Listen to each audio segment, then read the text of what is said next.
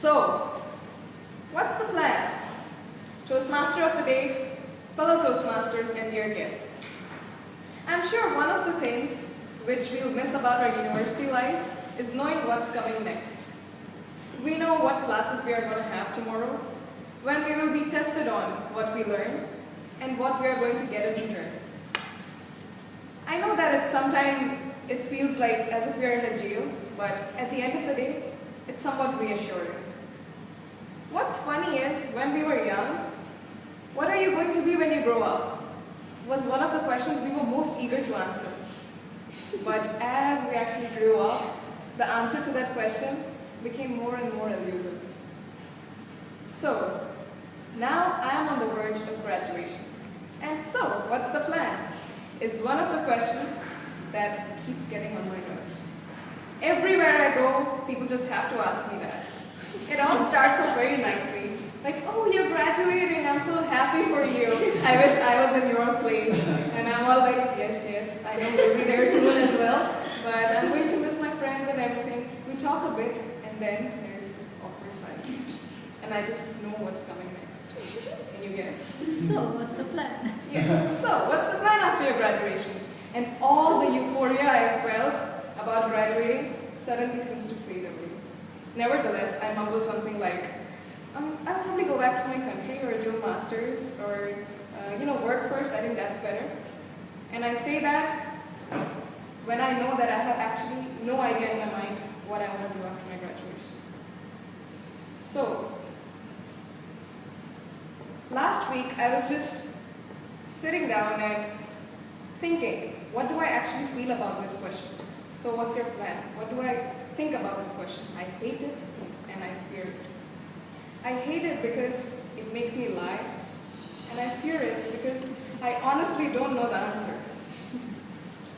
So I was just having one of those days last week where you just sulk about yourself and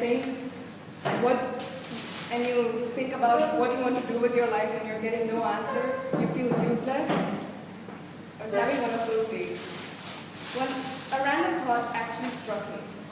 How many of us have the most memorable moments of our lives doing something on a day which was totally unplanned and random? Right? I mean, we might be planning for some day which never comes. We plan like, okay, everyone with our friends, we are going to go out on, say, December the 25th, and we're going to have fun. But most of the plans actually never work out, as they say. But suddenly, some fine day, your friend says, you know what, let's go out tonight. And that day you have the most wonderful stories to share after that day. In fact, I'd like to share one of my own experiences. What happened is, I would not like to go throughout the whole story, but just a little part of it. We were coming back from Central Bangna this one day, and then we usually would take a taxi back to ABAC. But we thought, oh, we've never taken the local bus here, so let's take the bus. We ended up taking the wrong bus. And when we asked the conductor of a bus, does this actually go to ABAC Paksoy? She said, oh, my paina ka. So this bus, no go to Paksoy. So we had to get down somewhere in the middle of the street. And again, usually we should have just taken a taxi and, we would have reached ABAC in about 20 minutes. But no. What we decided to do is walk all the way to ABAC. And easily we could have walked around 5 to 7 kilometers on that day, and what should have taken 20 minutes actually took about an hour or so. But this had the words random and unplanned written all over it. But you know what? At the end of the day, we all had fun and we were happy. So, coming back to the point, I wanted to relate this to our life. I thought, why can't we relate this to the serious parts of our life? Do we always have to have a plan? And when I say the serious parts, I specifically refer to the careers. Because these days, the convention is that there's a mindset in the world that people who have a goal and only people who have a vision are going to be successful in life. Whereas people who don't know what they are going to do after they graduate, who have absolutely no idea what they want to do, are tagged as indecisive or aimless. Why is that? It made me think when someone asked me, what's your plan? Why did I always just say something? Why did I always just make something up? Why couldn't I just say, I have no plan? And the answer I got was expectations. Because that is what is expected of us. We are expected to get a degree, then we are expected to do masters, or get a job, etc., etc. And anyone who goes against this convention is tagged as indecisive or aimless, like I said before. So,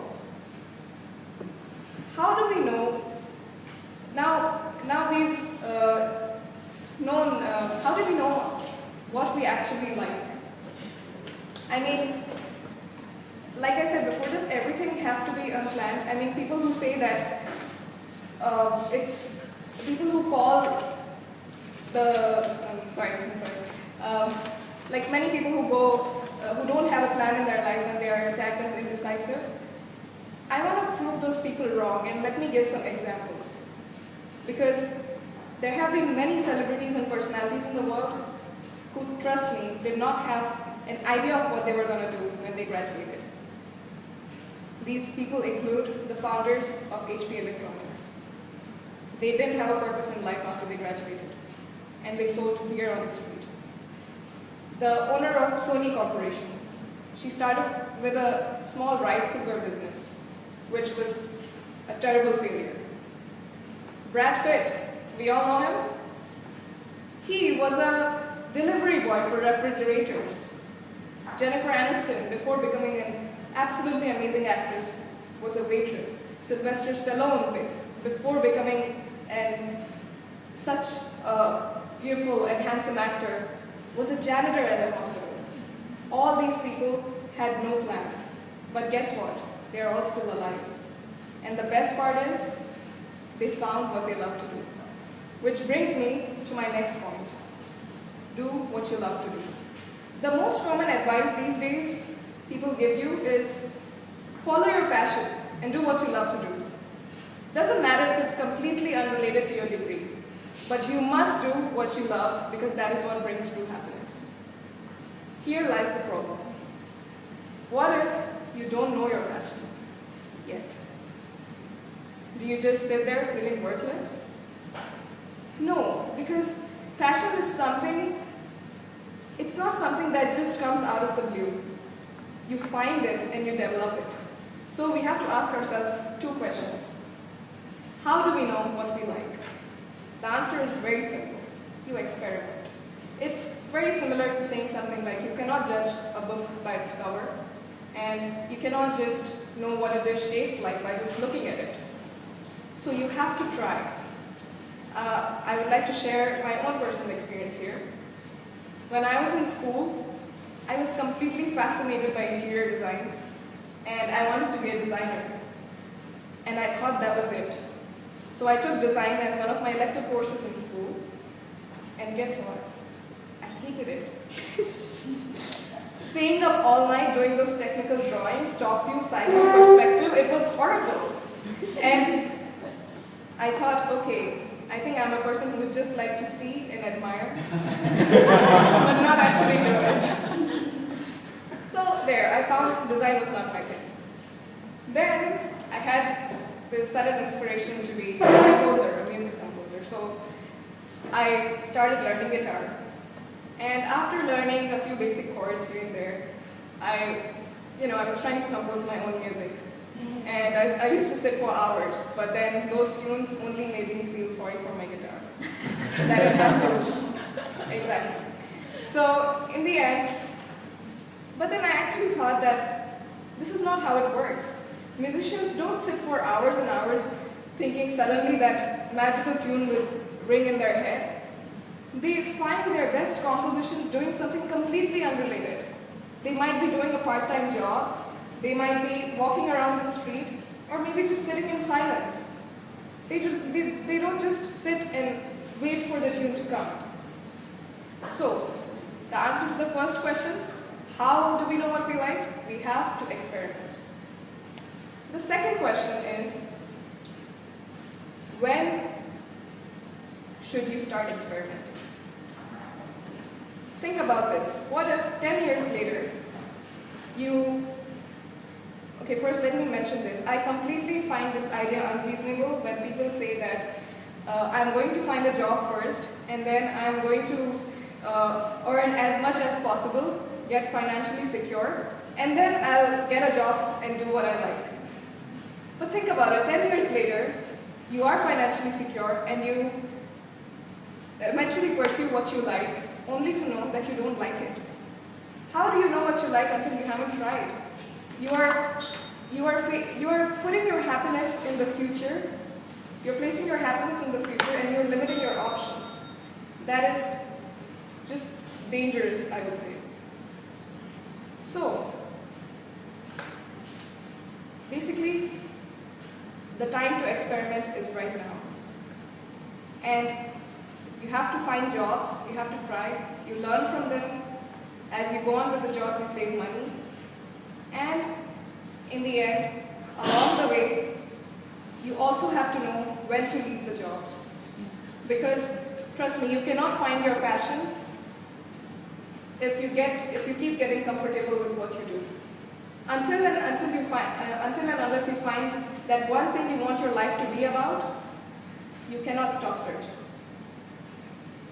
So now let me come to the last section of my speech today, and I want to start it by asking all of you, how many of us are doing the degree we are doing because we like it, and do we all actually know why exactly we are doing the degree? How many of us? I like it. Okay, so we have a few people that don't have a clear idea. I myself don't know why I chose BBA. I never even thought about business. I mean, I don't know why I chose management as my major. Maybe because I was so unclear and management just involves everything, so I chose that. And I used to think that this is a decision that is going to, I used to think that such a waste of time that I actually chose something that I don't want to do.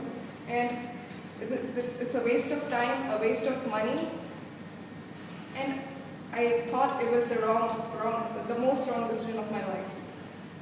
But that is wrong. That was a mistake. Because if you're doing BBA, that does not mean that you have to start a business. It does not mean that you have to act, you have to write, you have to make a movie if you're doing commerce. You can still do different things and find your passion. Let's put it this way. We will not do what we want to do, we will only do what we want to do because we love to do it, not because we have a degree in it. Let's keep that in mind. So, stop feeling guilty if you don't know what you want to do ultimately.